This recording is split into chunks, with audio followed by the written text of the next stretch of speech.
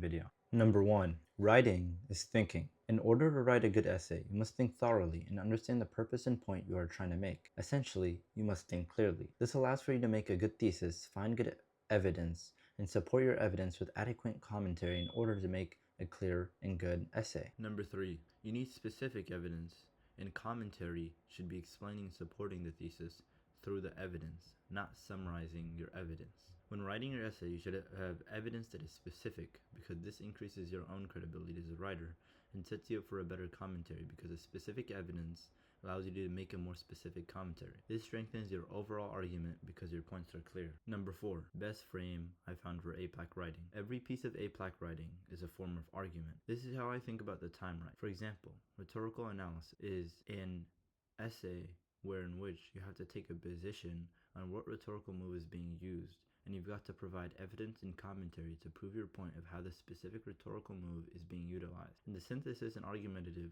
are pretty clearly argumentative pieces of writing, with the person writing to prove a point or make a point. Number 5. To struggle is to evolve. The Catastrophe of Success essay demonstrates how a man who was in a situation where he struggled is when he had purpose and meaning, and it is where he was evolved the most. However, when the catastrophe of success hit him, he lost to and became lazy and lost his purpose. And because he lost to the struggle, he devolved instead of evolving, showcasing the importance of struggling in order to evolve. Number 6. I came to find my favorite rhetorical device, telegraphic sentences. I like this rhetorical device because it's concise, straightforward, and simple. This allows it to be memorable, understandable, and emphasizes the point thoroughly. Number 7. The doubting versus believing game. This was an essay we read at some point throughout the year in APLAC. It demonstrates the idea of keeping an open mind and also keeping a closed mind.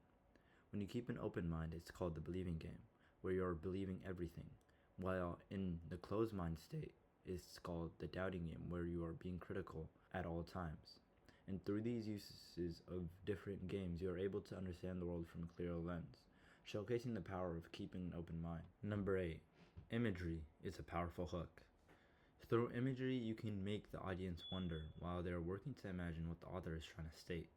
Through this, you evoke wonder and curiosity into the reader of what is the author trying to state.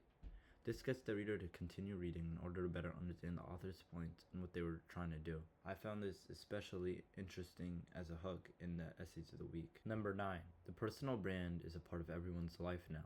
In the essay, Everyone's a Sellout Now, it demonstrates how everyone in the world is inclined to build a brand of their own in a world where you must create one in order to survive now. As a result, individuals who create works of art, not literally, are redirecting focuses from the important work of the quote-unquote art to the brand in order to survive, causing the quality of the art to decrease due to the era of the quote-unquote brand in today's day and age. Number 10. Transparency isn't always good. Instead, it can lead to more anxiety, meaning there is solace in not knowing. Ignorance is bliss. And the essay Snowplow Parents Are Ruining Grading, it showcases how increased transparency in grading allows for students to have increased oversight by parents over them. This forces students to focus more on grades and allows the parents to focus more on grades too. This is because to the parents, grades are a test of whether or not they're doing the right thing on their part of parenting, while for the students, it's a measurement of their learning progress in class. However, because of the increased oversight students have due to increased transparency, the students will have to have their grades driven by fear of failure in talks with parents. And because the parents know everything now, they won't have the ignorance is bliss factor, so their parenting skills will be continuously put to the test, overall impacting the purpose and reason why the students should work on getting good grades in order to learn, hurting the students overall. Number 11. Question everything. This is to thoroughly understand the text. Look out for the little details, the changes in syntax, the rhetorical choices utilized, etc. These little details are subtle, but important. They change how you perceive the text entirely. 12. Repetition is persuasive. In The Crucible, a book we read at some point throughout the year, words like sin, witchcraft, and the devil are repeated consistently.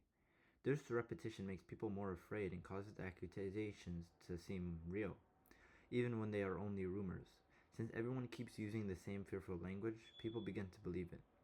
This also causes people to go along with it because disagreeing could make themselves look suspicious. This shows how repeated words can shape people's beliefs and how language can be used for protection during fearful times. Number 13. Characters can represent bigger ideas. For instance, Jay Gatsby represents the idea of the American dream. and the consequences of chasing an idealized dream which is unrealistic and out of one's control. This is showcased when he chases Daisy, who's already taken and was a person that was simply a fantasized dream of his, because she had already had a kid and had a husband, and he had already lost his opportunity to have a life with her. For this reason, he should have understood that this wasn't something he could control or really change. For this reason, he must have chosen to move forward. However, he didn't, resulting in his demise. Number 14. Simplicity and specificity can be powerful. Writing that is simple is better because it can allow you for the audience to interpret more easily and in a less subjective manner. It is because through the simple, straightforward writing, your points are less broad and can be interpreted in less ways, allowing for you to make your points more easily and clearly. Number 15.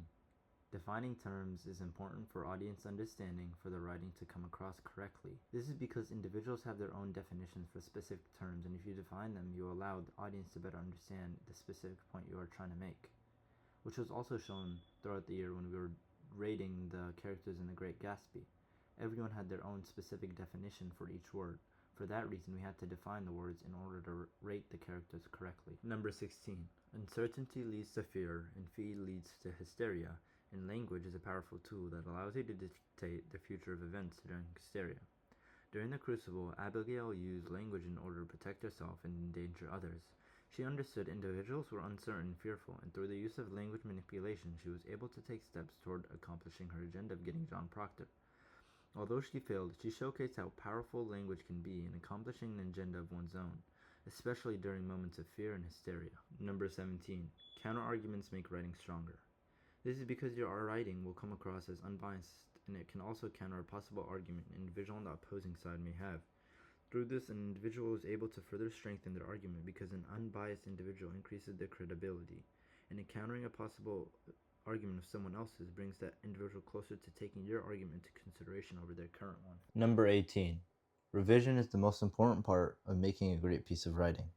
The best and most effective way to improve your writing is through reading over it and editing it until there are no more revisions you can possibly make at your current writing skill level. You can also ask for feedback from better and different writers in order to understand where you have room for improvement in order to make the best writing as possible. Number 19. Actively reading makes you harder to manipulate. When you're actively reading, you understand the moves the author is trying to make in order to persuade you. This allows you to spot fallacies they're using in order to make their point, how they're attempting to increase their credibility and increase their believability, and many other moves they're utilizing in order to complete their agenda. Number 20. Key lesson. Words have consequences, good or bad. Words can be used to influence others to do morally correct actions that align with respect, fairness, and compassion. However, words can also be used in order to perpetuate wars, fraud, and many immoral actions by humanity's standards. But these actions are manipulated through the power of words in order to be projected as really not so bad.